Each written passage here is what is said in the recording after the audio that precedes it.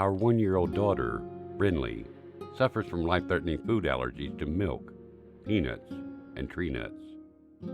She's had anaphylaxis 5 times.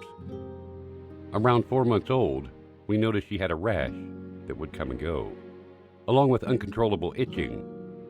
We took her to multiple pediatricians, a children's urgent care, and an ER. Every time, we were practically laughed at for being frantic over just eczema. We were told to change our laundry soap and use extra lotion to help. I finally had enough of the runaround and demanded an allergy test. Her pediatrician reluctantly agreed. It came back positive for milk, peanuts, and hazelnuts. She was reacting to these foods from being passed through my breast milk. The pediatrician wasn't concerned, didn't offer an EpiPen, and told us to avoid the foods and give Benadryl to help with itching. That wasn't good enough for me. I knew about food allergies, but had never had first-hand experience with anyone who had hives or a history of anaphylaxis. I called Rady Children's Hospital and got an urgent referral to an allergist.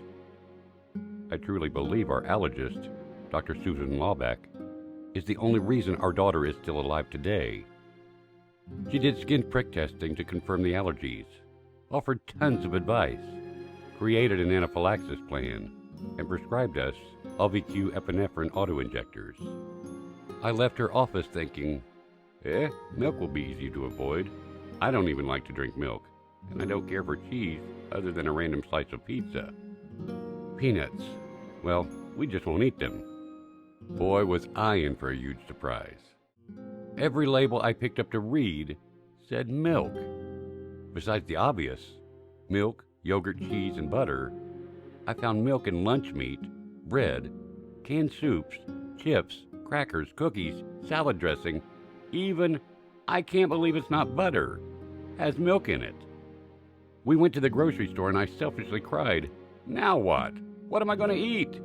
Maybe we should just put her on formula. Oh wait, we couldn't just put her on formula. Hello, milk allergy. We feared how we would get rid of milk in our home. Our 3-year-old son loves string cheese, pizza, mac and cheese, Cheetos, goldfish, chocolate milk. As time went on, it didn't get any easier. It just became more manageable. It became second nature to read a food label. We quickly learned that hand sanitizer in public wouldn't remove the allergen we may have come in contact with. Hand washing is most effective, but a wipe would do.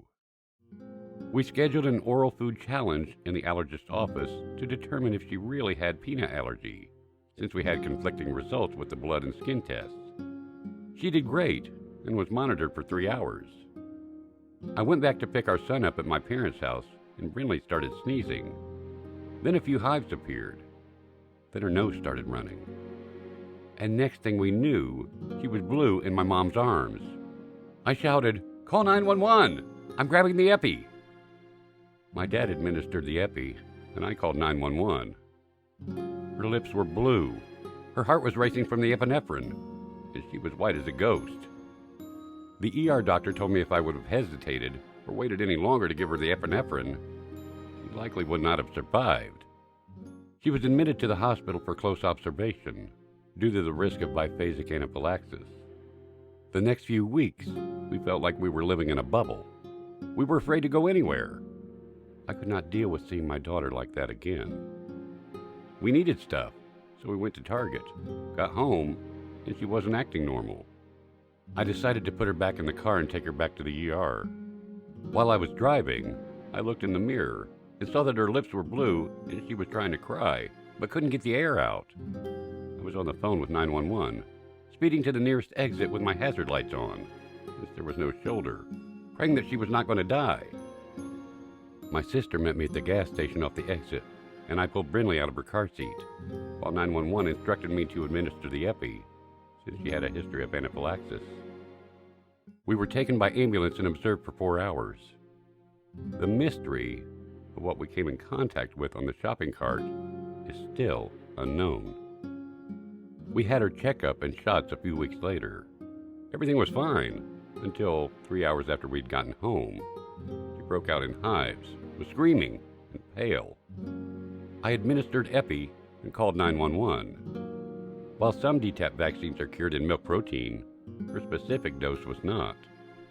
This is still a mystery. We reluctantly went on a Disney cruise that had been booked for a year.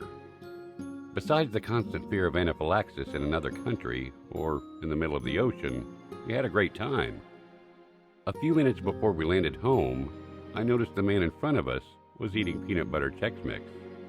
We had pre-boarded the plane to sanitize and sat in the very last row of the plane to have minimal exposure to anyone or food. When we were landing, our 3-year-old spilled soda on my husband's lap. While we waited for everyone in front of us to get off the plane, I stepped in the aisle so my husband could go clean up in the restroom. The man who was eating the peanut butter Chex Mix reached his hand out and touched Brinley. She instantly put her hand in her mouth. I gave her Benadryl right away. By the time we went to get our luggage, she had hives all over her face. When we walked outside, I noticed her eyes and lips were swelling. I administered Epi and called 911. We were taken by ambulance and observed again for 4 hours. The steroids made her irritable and fussy for several days. As a stay-at-home mom, I craved getting out of the house. I spent weeks researching safe places to go, since the park was filled with kids eating goldfish, babies drinking milk, etc. I found a play place that catered to families with nut allergies. I worked up the courage to take our kids there, and it was so neat. There were signs everywhere stating nut-free facility. There was a designated lunch area.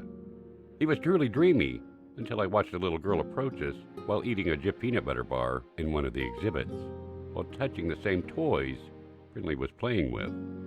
I could have died right then.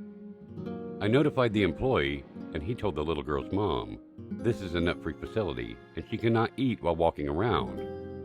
The mom said, "Well, what's the problem?"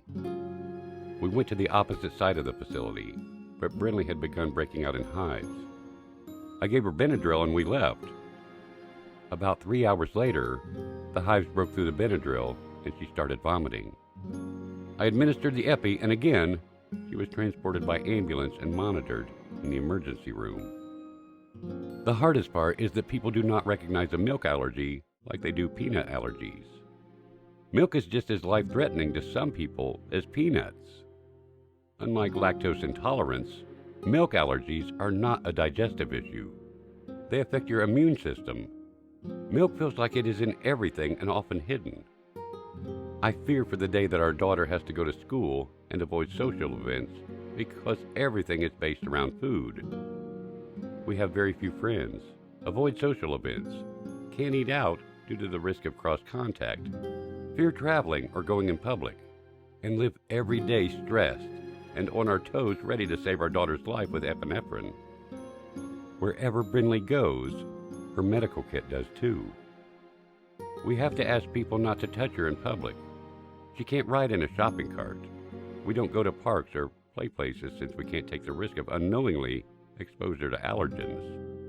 Even skin contact with milk causes all-over body hives.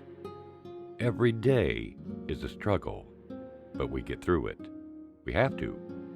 She deserves to not feel like a burden because she isn't. We need more awareness. I wish people utilize designated eating areas like park benches, tables, etc., so we could avoid accidentally exposing our daughter to her allergens. I also wish people did not allow their children to eat or drink bottles of milk in shopping carts. Leaving a trail of peanut and milk residue could be deadly for our daughter. We don't expect people to change their lives for hours, but simply washing or wiping your hands before touching door handles, shopping carts, and other common areas could literally save our daughter's life. We often feel awkward asking people not to touch her in public, but we're quickly learning that we don't know what is on their hands. You wouldn't know by looking at her that she suffers tremendously from life-threatening food allergies. Anaphylaxis isn't always turning blue and dramatic like you see in the movies. Every time, it has been silent. I live in a constant fear that she's going to have anaphylaxis at night, while she's asleep, or while rear-facing in her car seat. I pray that someday there's more awareness for food allergies. My daughter deserves it. The 32 million Americans, including 5.6 million children who also suffer from food allergies, deserve it. I am so thankful I fought and advocated for my child. Who knows where we would be today if I hadn't stuck to my mom instincts?